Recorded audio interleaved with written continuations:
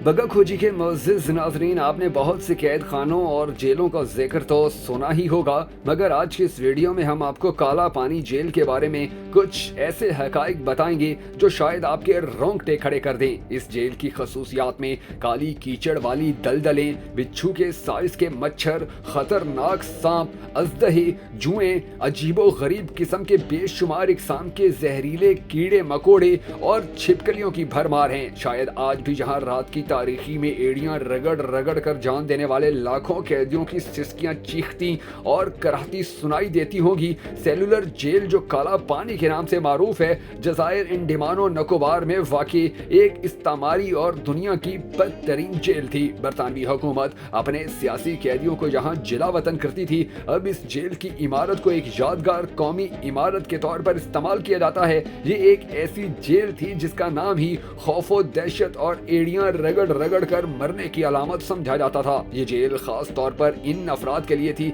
जिनको अंग्रेज सरकार निशाने इबरत बना देना चाहती थी। ऐसा बागी या सियासी मुखालिफ जिसको सिर्फ सजाए मौत देने से अंग्रेज की तस्कीन नहीं होती थी, बल्कि वो उसको तड़पा तड़पा और सिसका सिसका कर मारना चाहते थे, तो ऐसे अफराद को काला पानी भेज दिया जाता। अगर आप बर्रे सगीर के नक्शे को देखें तो हिंदुस्तान के मशरिक में मौजूद बहरे हिंद की खलीज बंगाल ने मलाइशिया से कुछ फासले पर छोटे छोटे जज़ायर की एक पट्टी नजर आएगी।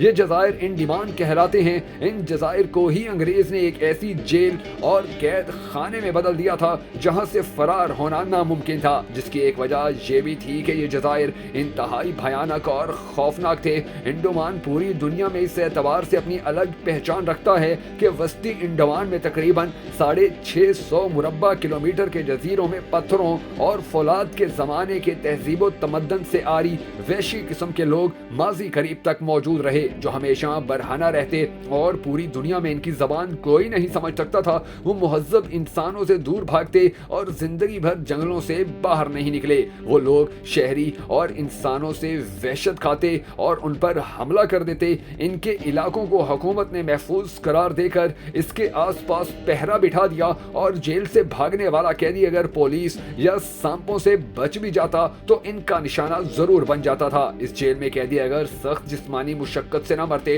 तो मलेरिया से जरूर मर जाते, क्योंकि जिस जजीरे पर यह जेल बनाई गई थी वहां मलेरिया की बीमारी इंतहाई आम थी और इसका इलाज न होने के बराबर था। जो कैदी खुशकिस्मती से 1947 में आजादी हिंद के मौका पर वहां से रिहा होकर वापिस आए, उनकी जबानी इस कैद खाने में उनके साथ जो जिल्लत आमेज सलूक किया गया था उसकी रुदाद सुनकर रोंगटे खड़े हो जाते हैं। अंग्रेज ने जंगे आजादी के मतवालों को गिरफ्तार किया और बतौर सजा इन दलदली जजीरों में भिजवा दिया गया और उनको जबरी मुशक्कत पर मजबूर करके उनसे वहां जेल की तामीर में मजदूरी कराई गई। इस जेल की तामीर 1906 में बागियों को अजियत देने के लिए की गई थी। चूंकि इस जेल की अंदरूनी साख्त सेल जैसी है, इसलिए इसका नाम सेलुलर जेल रखा गया। इस जेल के दरमियान में एक टावर बना है जिससे 7 शाखें फूटती हैं, जहां कैदियों को बदतरीन सजाएं दी जाती, जिनमें चक्की पीसना, तेल निकालना, पत्थर तोड़ना, लकड़ी काटना, एक एक हफ्ते तक हथकड़ियां बांधे खड़े रहना,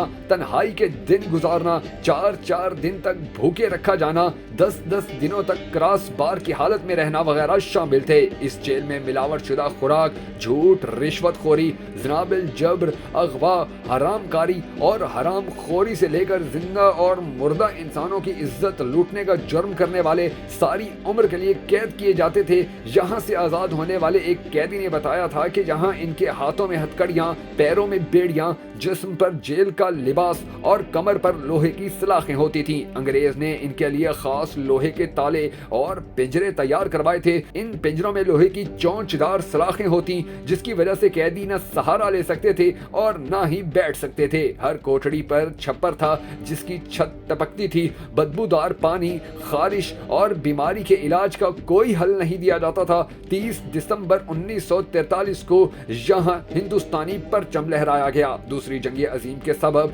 यहाँ कैदियों को लाना मुमकिन नहीं रहा था, इसलिए बरतानवी हुकूमत ने इस कैद खाने का इस्तेमाल तर्क कर दिया। 1947 में आजादी हिंद के साथ ही ये जेल हमेशा हमेशा के लिए बंद कर दी गई।